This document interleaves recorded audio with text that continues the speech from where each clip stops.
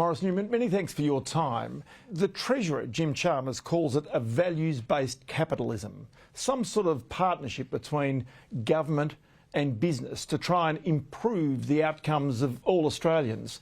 Now, you're the man who brought Milton Friedman, the great free market economist, the Nobel Prize winner, to Australia here last. What do you imagine that Milton Friedman would have said to this? I think he would have said, "I told you so." I think that what Mr. Chalmers, or Dr. Chalmers, is putting out there is his own sense of what values are important, not necessarily what everybody else's values think are important. And it's quite clear that the methods that he is outlining to achieve those objectives have not been successful anywhere. So he's proposing these things as if they are new, but it's really just regurgitating and repackaging socialism or even fascism that we've seen fail everywhere else. Socialism, fascism, these are pretty strong words for something that he says. He's still suggesting that supply-side economics is something that will drive the economy. Why do you think that this move is a lurch to the left for our overall economy? Well, it's either a lurch to the left or the right, whichever way you want to put it. But certainly what we see is that it's a centralist move. It's where government is going to have more control over business, over investment, over trade unions. So in other words, it's all coming to the centre to be presumably orchestrated by the Treasurer, Mr. Dr. Chalmers. OK, so a part of this is about trying to raise living standards. It's about trying to also have the whole notion of climate change at the centre of what companies do. But through environmental and social governance, ESG, aren't companies already doing that themselves? Well, companies are being forced to do that. The banks are being forced to do it by the central bank. The corporations are being overseen by ASIC. They're being judged on the question of whether they're greenwashing. So all of that is already happening, and of course it means that these companies are having the purpose for which they've been established, which is innovation, profitability, etc., diverted by these side issues. Of course, the proponents of climate change will say, well, they're not a side issue, they're absolutely existential. So the market-based economy, Jim Chalmers says it's failed Australians. Would that be your proposition as well, that it's failed? Well, what I would say is that the so-called market-based economy is less market-based than it was, say, when Milton Friedman was here 30 or 40 years ago. So that we've been going down this route. The Productivity Commission came out with a report quite recently that showed that per capita the GDP has gone down and is the lowest it's been in 60 years. We've seen also, when it comes to the wealth disparity, which is obviously one of the tenets of what Dr. Chalmers is proposing, he talks about greater equality. What we're seeing there is that the wealth disparity has never been greater. Now, you can blame that on free markets if you like, but free markets are certainly not operating. Governments are ensuring that the private sector is increasingly beholden to its edicts, to its legislation. So this is going to have an impact on innovation. It's going to have an impact on productivity. And of course, if you don't have growing profits, if you don't have wealth creation, then you're not going to have the wealth to redistribute through pensions or whatever else. So what would you say about the notion that banks, the Royal Commission, they put profit ahead of their customers? But surely it's a partnership between customers, shareholders and staff. Well, what we found with the Royal Commission is that the banks, when it came to the question of profitability, they had the protection of the central bank, which said that they were too big to fail.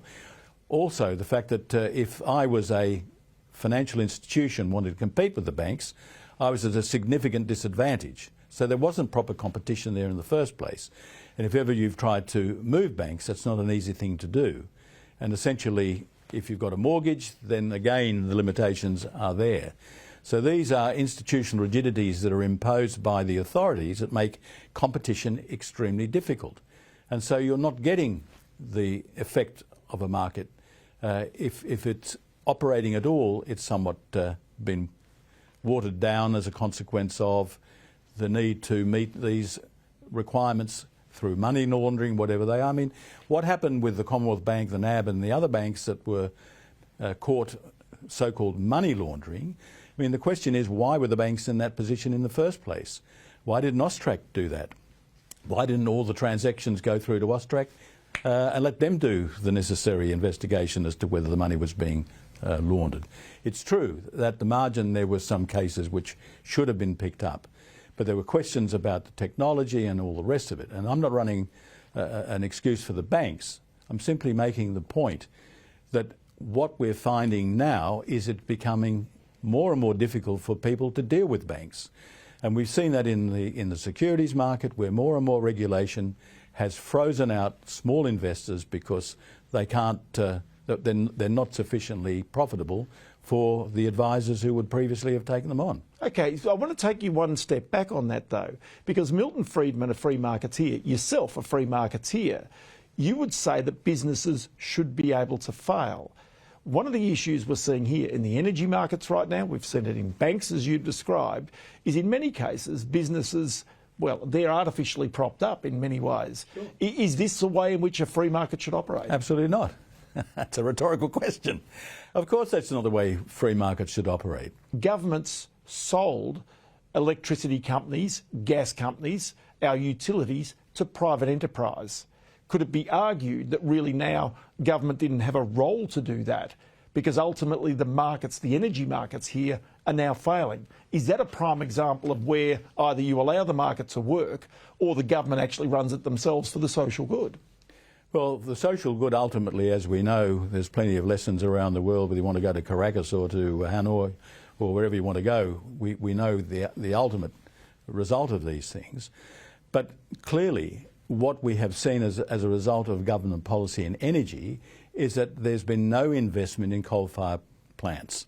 And so they're being retired or they're breaking down, and inevitably what we're going to be left with is unreliable and erratic renewable energy, which will not do the job when we need the base load power. We're not allowed to go into nuclear. So what we're going to find come the winter is that either we're looking to spend another $3 billion, I think it is, to try and keep the household intact when it comes to higher energy prices, but that's just fiddling with it. It's not actually doing what the market would want to do. And unlike what we're seeing in Europe, where at least they preserved or kept their coal-fired power stations, we blow ours up. So we don't even have them to turn to in the event that we don't have enough gas and we don't have enough coal-fired power. We don't have enough baseload energy. Yet in his essay, Jim Chalmers talks about the Clean Energy Finance Corporation and holds that up as an example of private enterprise and government cooperating for what he says is a greater good. Well, of course, the corporate sector is happy to cooperate because they're being subsidised. That doesn't mean to say it's an efficient allocation of investment, of the money that's been saved by Australians, or else it's being borrowed or being created through printing money. That's not necessarily an efficient use of resources, but at the end of the day, it will have a price. And if it isn't the market price, then we're going to find more and more subsidies to keep what is an unsustainable situation going for as long as it possibly can.